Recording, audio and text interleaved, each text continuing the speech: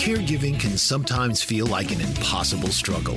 Caregivers may be torn between taking care of loved ones and trying to maintain balance in life. The good news is that it doesn't have to be that way. The Caring Generation with host Pamela D Wilson is here to focus on the conversation of caring. You're not alone. In fact, you're in exactly the right place to share stories and learn tips and resources to help you and your loved ones. So now, please welcome the host of The Caring Generation, Pamela D Wilson. This is Pamela D. Wilson, caregiving expert, speaker, consultant, and guardian of the Caring Generation. The Caring Generation focuses on the conversation of caring, giving us permission to talk about aging, the challenges of caregiving, and everything in between. It's no surprise that needing care or becoming a caregiver changes everything. The Caring Generation is here to guide you along the journey, to let you know that you're not alone. You are in exactly the right place to share stories, learn tips about caregiving programs, and resources to help you and your loved ones plan for what's ahead. Invite your parents, spouses, family, friends, colleagues, coworkers, and everyone you know to listen to this show, available on podcast apps worldwide. There are over 170 episodes. If you have a question or an idea for a future program, share your idea with me by commenting on my social media posts on Facebook, Twitter, YouTube, and LinkedIn. You can also go to my website, PamelaDWilson.com, hit the Contact Me button, and complete the Caregiver Survey. Welcome to the Caring Generation, and this week's episode number 174. The topic is how caregivers lose sight of what is important. As a caregiver, it is important to not lose sight of what makes you happy. The self-sacrifice that often accompanies caregiving responsibilities can mean less focus on important relationships due to all the time caregivers spend on task work. Additionally, involvement with healthcare systems can add a lot of stress and so many complications that caregivers never expected. During this podcast, I will share insights and tips for caregivers swept up in duty and responsibility who can't see how their actions might harm or destroy other parts and relationships in their lives. When caregivers become engulfed by responsibilities, this is how caregivers lose sight of what's important. We'll talk about how caregiving affects relationships, and then we'll talk about caregiver involvement with healthcare systems that have goals that rarely consider the caregiver. And last, I'll share a few thoughts for caregivers who want to rebalance their lives. So whether you are new to caregiving or you've been doing this for a while, 5 years, 10 years, 15 years, 20 years, let's start by talking about the obvious, which may not yet be apparent depending on where you are on the, I had no choice but to become a caregiver versus I am doing this willingly and I am so happy and caregiving is so fulfilling. I love it. So depending on which side you're on, no choices versus willing, and how long you've been doing this, 6 months, a year, 2 years, 20 years, it may be impossible to imagine that another caregiver would feel different. Remember this contrast of opinions and beliefs when you begin to judge your siblings or other people who don't show up to help.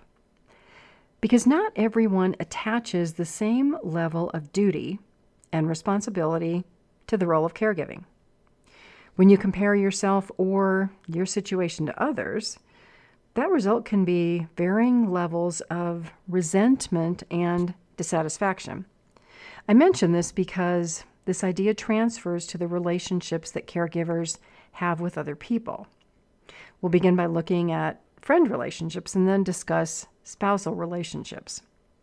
Let's say that you have a lifelong friend, 20, 30, 40 years or more, and Suddenly, overnight, one of you becomes a caregiver for an aging parent. What you may not realize if you are not the caregiver is that accepting the role of caregiver means that this person, your friend, is trying to be everything to everybody. Everything might include being a friend to you, a husband or a wife, a son or a daughter, a father or a mother to children, an employee in the workplace, a volunteer. There are many roles that we accept in life.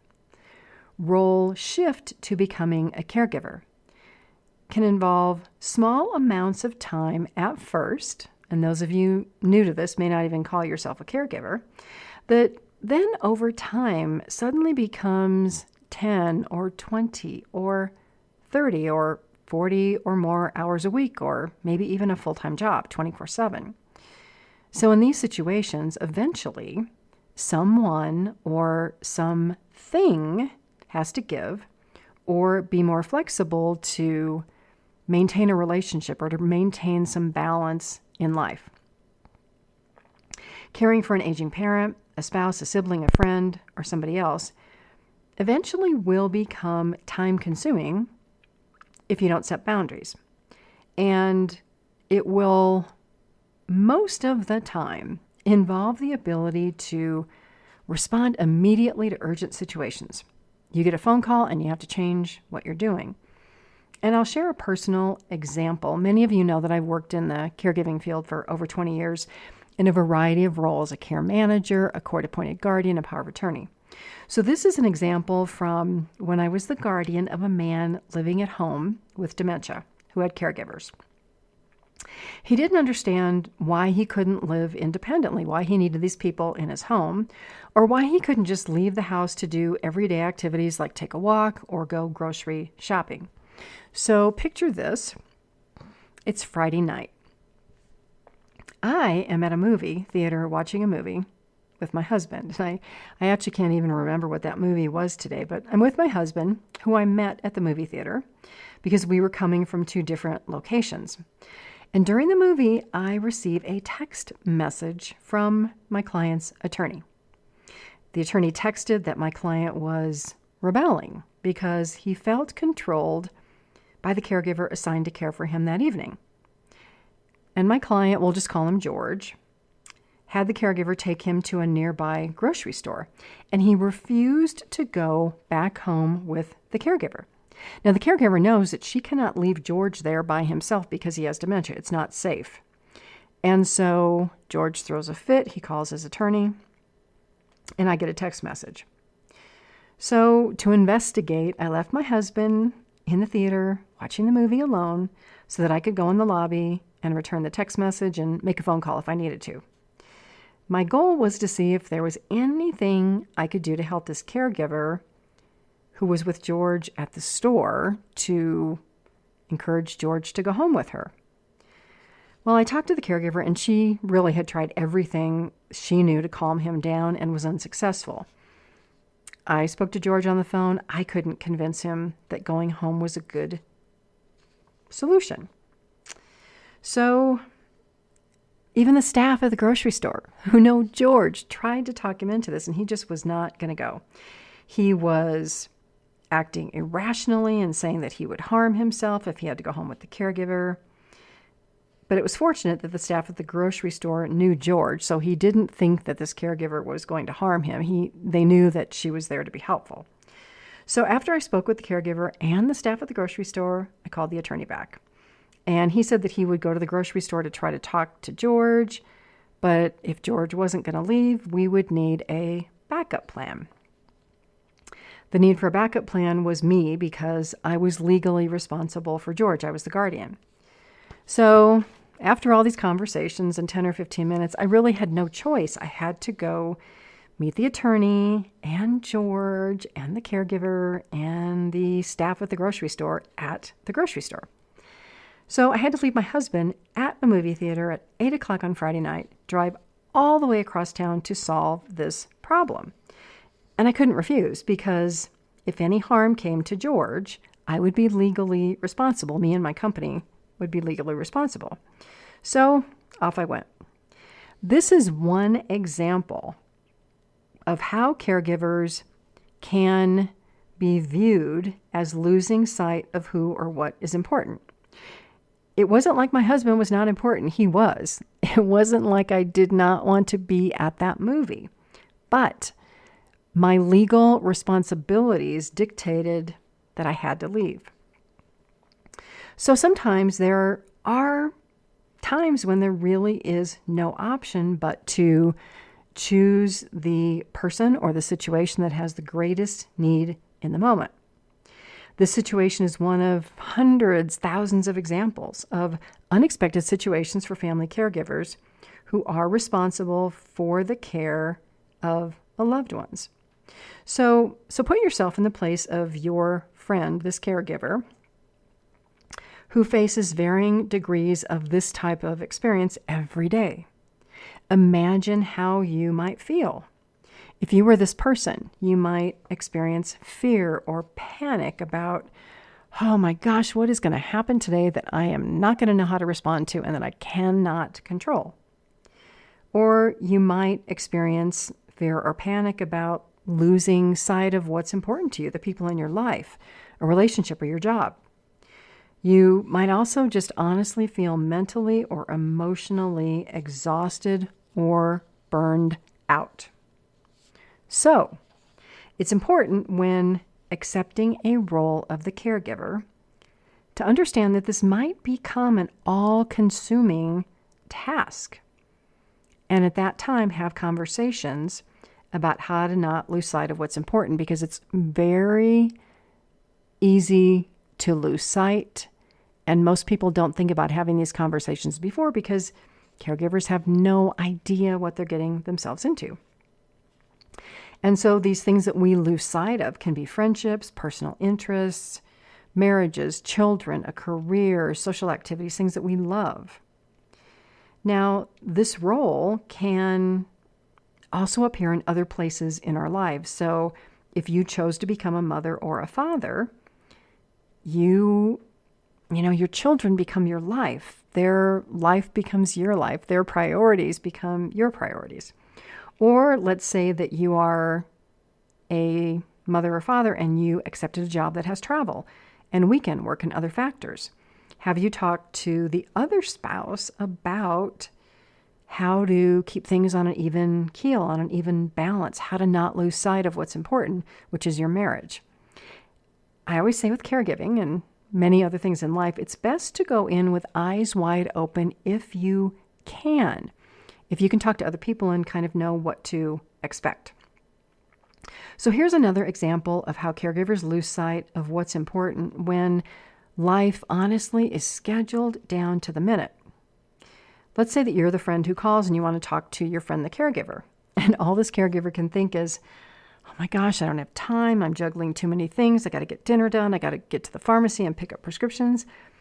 And so this phone call that really could be a very positive distraction for the caregiver turns into a caregiver saying, I can't talk now. I'll call you back. And unfortunately, that caregiver gets so distracted, they forgot that you even called and they never call you back.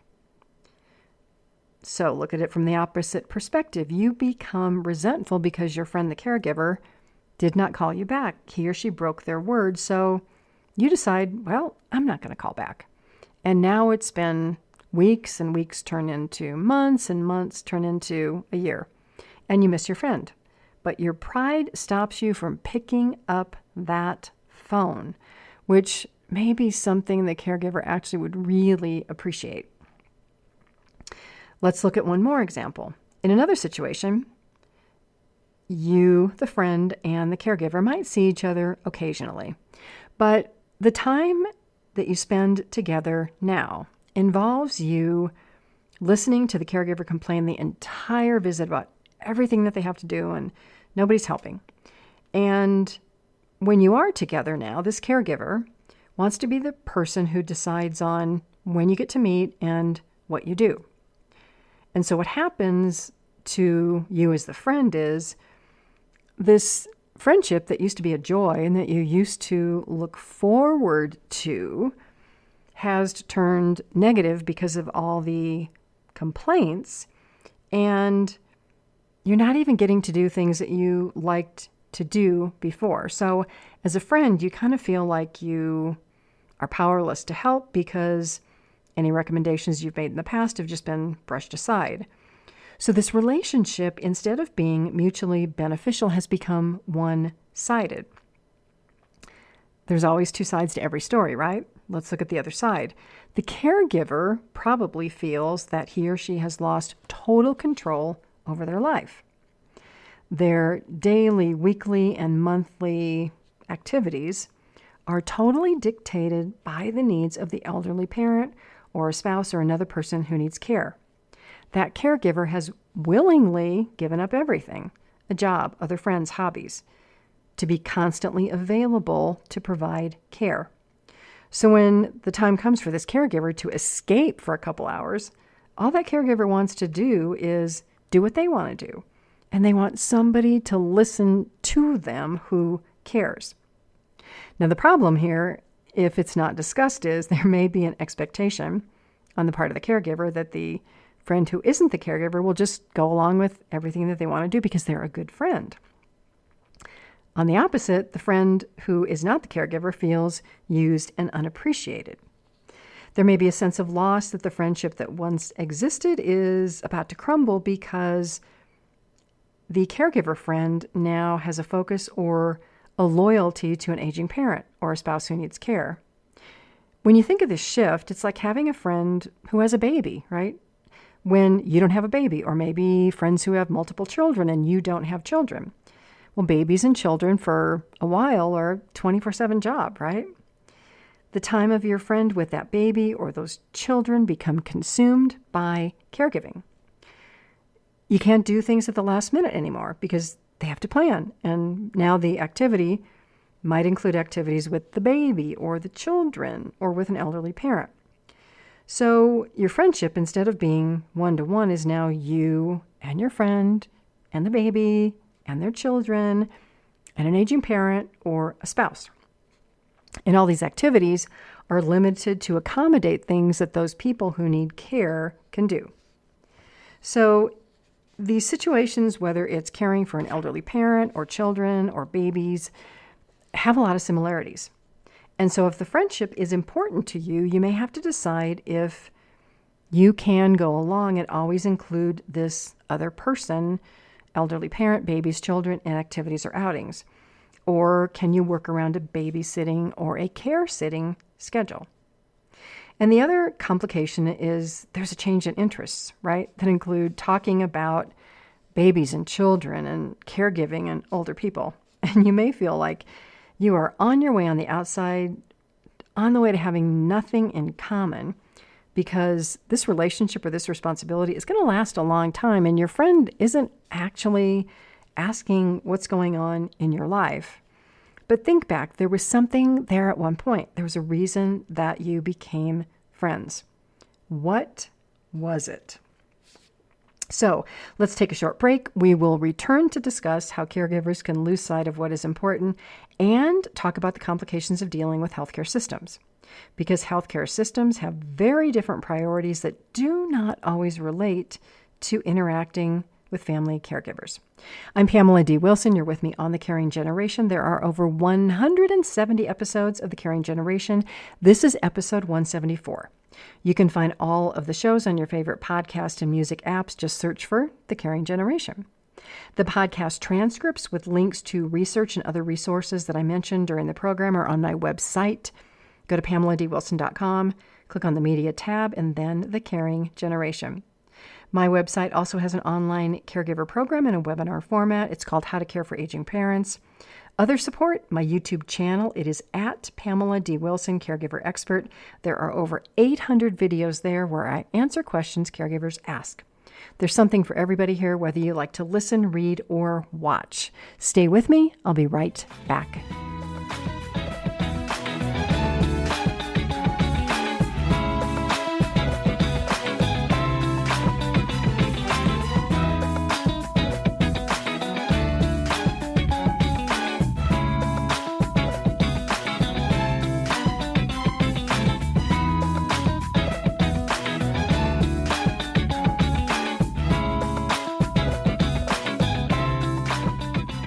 I'm Pamela D Wilson, caregiving expert, advocate, and speaker. We're back with more discussions about how caregivers lose sight of what's important. Before the break, we were talking about friendships. And so when friendships become fractured because of caregiving situations, it's time for practical discussions and decisions if both individuals realize the importance of the relationship and if you're willing to work to continue the friendship. Then the friendship continues, but maybe a little differently. If you're willing to make this effort, time with your friend, as I talked about, may involve baby time or time helping them care for an aging parent. Because if not, you might decide that circumstances are beyond anyone's control. The caregiver's time is very limited. You may be the friend that has more flexibility. And this caregiving gig, it's going to be this way for some time. 5 years, 10 years, 15 years, 20 years, until the kids are out of the house or until an aging parent or somebody else passes away. So options. You become more involved in the life of the caregiver and their family. Or you agree to take a break from regular friendship activities. Maybe you check in now and then just to stay in touch until your caregiving friend hopefully becomes more available, but there's really no timeline on that. These situations really can be a situation of grief for the friend on the outside who's watching caregiving duties consume their friends' lives. So if you've not been a caregiver or had a child or children, it can be really impossible to understand the work and time pressure. So similar to the caregiver experiencing losses in their lives, loss of friends, enjoyable activities, maybe even giving up a job, the friend and the people who know the caregiver experience similar losses. And this doesn't mean that either side is right or wrong in what they want the relationship to be. These transitions are part of life for everybody. On the other hand, the caregiver who willingly accepted the responsibility or felt that they didn't have a choice may not be able to see what's happening. So, is there somebody else who can give that caregiver a break so they can take time off? Does the caregiver really have to give up everything in their life? These are good questions that most caregivers don't know to ask, and sometimes they don't even really see these as choices or options. So what happens is that these caregivers, your friends, get pulled into this vortex. It's almost like a whirlwind of nonstop effort. That caregiver is unable to see what's happened to their life because they are so focused. It becomes impossible to see that one thing is more important than another, one person is more important than another, or that some things can wait. That caregiver may feel like they're the only person who can do this job, so they refuse to consider the help or involvement of another person. And we all know, if you've been a caregiver for a while, these unexpected needs of an aging parent or a spouse or whoever you take care of, they're impossible to predict. So making plans, unless you have a plan for relief or respite, can be impossible because there's no end to everything that has to be done. Health and other needs are continuously increasing in time and duty.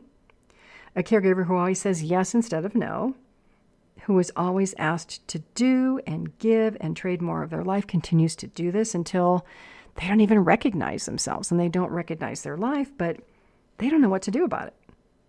So if caregivers are not thoughtful because they got into this and didn't know what to expect, or they say, well, I don't have any time to think or plan, what happens is when that caregiving duty ends, it's going to be really hard, maybe almost impossible, to get back that life that existed before caregiving.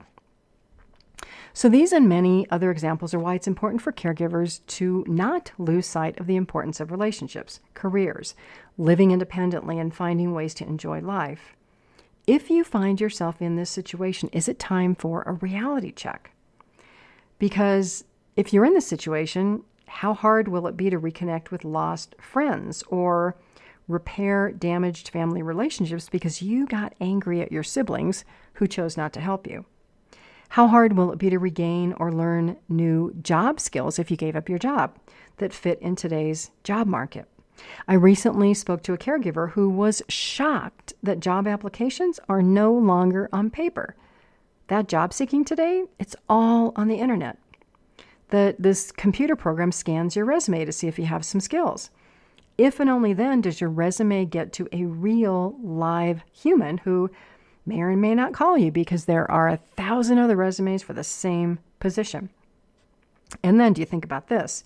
Your internet presence and the things that you post on the internet in public, not in private groups, because I have a private Facebook caregiver group called the Caregiving Trap, but things that you post in public can disqualify you from consideration for a particular job.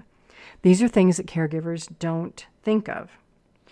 So when caregivers become this committed to caregiving, they can become isolated and lose touch with the world.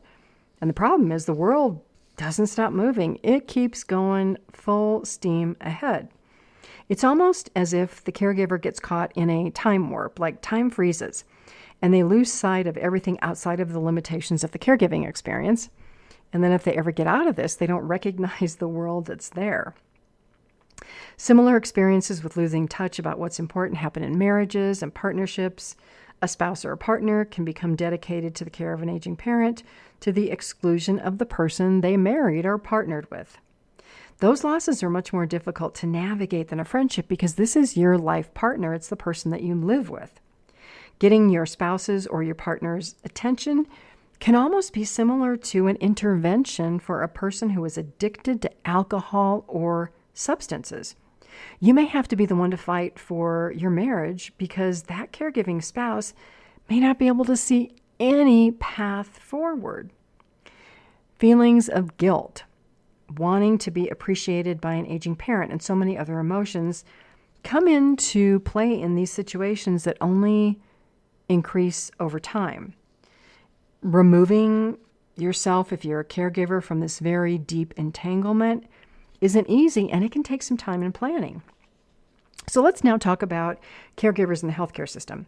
If you're a caregiver, you probably have experienced that healthcare providers, which can be anything from hospitals, hospital staff, people in a doctor's office, home health staff, labs that you go to, treatment centers, pharmacists, customer service people at insurance companies who are not helpful. These people can be your best friend or your worst enemy. So to establish some background about this, let's talk about the U.S. healthcare system for a minute, which, as you may have heard, is one of the most expensive in the world with not always the best results. Now, one reason for this is what I call fragmentation or silos of programs and funding that begin at the national, federal government level and they trickle down to states. That is a whole topic for another day. But what I want to talk about in relationship to this is how the healthcare system approaches patient care. A very long time ago, back in 2007, there was an organization called the Institute for Healthcare Improvement. They developed a framework called the Triple Aim. Now in 2014, that Triple Aim became the Quadruple Aim. And so the Triple Aim originally focused on three things. 1, improving the patient experience. 2, improving population health. And 3, reducing healthcare costs, which we hear about all the time in the news. So the addition of the fourth aim called attention to healthcare worker burnout. Now, in my opinion, because I see the other side, family caregivers suffer equal levels of burnout than healthcare workers, and sometimes more. But there's no mention of family caregivers in the quadruple aim. I share this because this lack of recognition of the work and self-sacrifice by family caregivers who are highly involved in patients in healthcare system is a major gap in focusing on what's important today in the healthcare system. How much progress have these healthcare systems made in the last 16 years, since 2007, toward improving the patient experience? That is something that only you can answer based on your experience. My experience is that because healthcare systems, not patients, define what the patient experience is, progress has been pretty slow.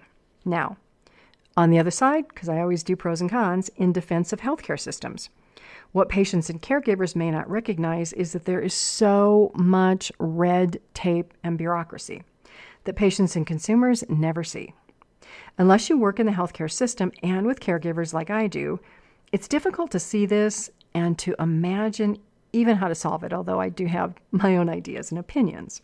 So here's an example. The healthcare system is losing physicians because of higher demands for administrative work and paperwork that is required by the Department of Health and Human Services, way at the top, who has all the budget money and the regulations that get passed down. The Department of Health and Services has a lot of agencies and branches, and none of these work together on the same projects. So instead of combining efforts and funding to speed things along, this is my opinion, along multiple government agencies, nonprofit organizations, and public and private payers, all these efforts are being duplicated and money is not being spent efficiently. Now, on the community side of healthcare, there are so many organizations doing amazing work on behalf of patients and caregivers. These are organizations like food banks, transportation companies, organizations that help caregivers get jobs, apply for benefits, all of those things. But similar to patients and caregivers, these community-based organizations don't speak the terminology that the healthcare system uses, and they don't base their goals on the quadruple aim. So what I can say is, though there are many people, a lot of people working to bring healthcare, this clinical side of physical health, mental health, behavioral health, and community-based organizations together, but at the rate we're going, this could take another 20 or 50 or more years. It's probably, honestly, not anything I'm going to see in my lifetime. And I want to give you a recent example. So CMS, the Centers for Medicare and Medicaid, put out a request August 6th of 2023, which I know is going to date this podcast. But you might follow up on this because it may have actually happened by the time you listen to this, if you're listening to this in 2024 or 2025 or later. So CMS put out a request for comment about caregivers receiving training from clinical providers specific to activities of daily living for patients receiving rehab. You can find this by searching for Federal Register Number 2023-14624. There'll be a link to this on my website in the show transcript. It's a proposed rule called Medicare and Medicaid Programs, CY 2024, Payment Policies under the Physician Fee Schedule, and other changes to Part B payment, etc. Now, if you look at this document, you're going to see why healthcare systems and providers can feel like they are in over their heads and buried in administrative paperwork. This one document is 936 pages, and it's not the only one that CMS puts out in a 12-month period. So I can save you time, though. Look for the document. There'll be a link in the show transcript. Open it and scan for item number 26. There you will find specific information about caregiver training. So in a sense, the proposal in this document wants to teach caregivers skills so that they can help aging parents and other people that they take care of with things called activities of daily living. Healthcare professionals use the term ADLs, and instrumental activities of daily living, IADLs. Now, this makes a lot of sense, but when you think about it, this is shifting more responsibility to family caregivers who are already overwhelmed, but it is meeting the goals of the quadruple aim to improve the patient experience and population health and reduce healthcare costs and healthcare worker burnout. So you might be thinking, well, Pamela, how is this? So I'll give you some examples. Improving the patient experience might relate to reducing rehospitalizations from an injury. So somebody gets released from the hospital, they go home, they're injured, something happens, they go back to the hospital in 30 days, which the healthcare system sees as a very negative thing. Teaching and training can improve the patient experience because education equals knowledge about better self-care, right? Caregivers may gain confidence and skills that they didn't have before. Reducing population health issues means targeting and treating specific issues like high blood pressure, diabetes, strokes, or falls. Reducing healthcare costs can be accomplished by reducing those return trips to the hospital and making sure that patients receive the help they need through their family caregivers. And then reducing healthcare worker burnout can result from patients not having to go back and see doctors as much because they're doing better at home. I know it's a long explanation of a simple idea, but it can be hard to understand if you don't work in the healthcare system.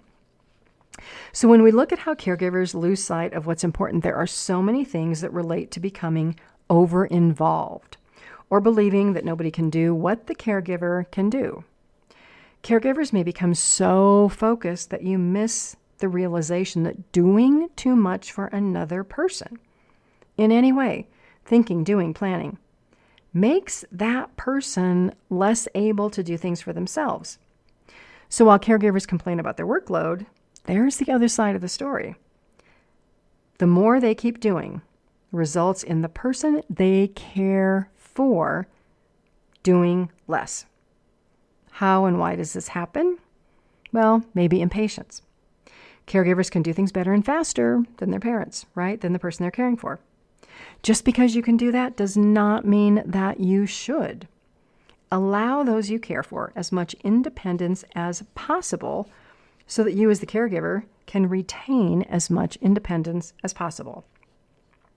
Becoming a caregiver or becoming over-involved in any life role or activity can put any one of us in the position of losing sight of what's important.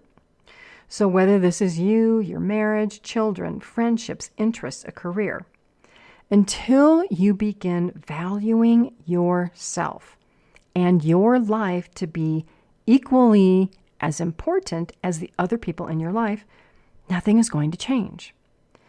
And for caregivers, stop trying to change other people. You may not be able to change your parents' attitude toward their health or what they are willing to do. Also, stop comparing your life and your relationship to other people. You will only become more resentful and angry. And my best recommendation is caregiving groups and support groups are totally amazing, but you have to find and maintain a life outside of caregiving to survive. Get out into the world, meet new people, join groups, experience new things. If you do this, you will be shocked at how much more interesting and enjoyable life can be when you make that time to broaden your experiences outside of the world of caregiving, or really any other responsibilities or areas that result in losing sight of the important things. I thank you all for being here. Please check out the other 170 episodes and share this podcast with everybody that you know so that we can extend the support and education and love that so many caregivers and the people they care for and the healthcare system needs. I'm Pamela D Wilson, caregiving expert. You're with me on The Caring Generation. I look forward to being with you all again soon. God bless you all, sending love and light to everybody. Sleep well tonight. Have a fabulous day tomorrow, and enjoy each day until we are here together again. Tune in each week for The Caring Generation with host Pamela D Wilson. Come join the conversation and see how Pamela can provide solutions and peace of mind for everyone. Here on Pamela D Wilson's The Caring Generation.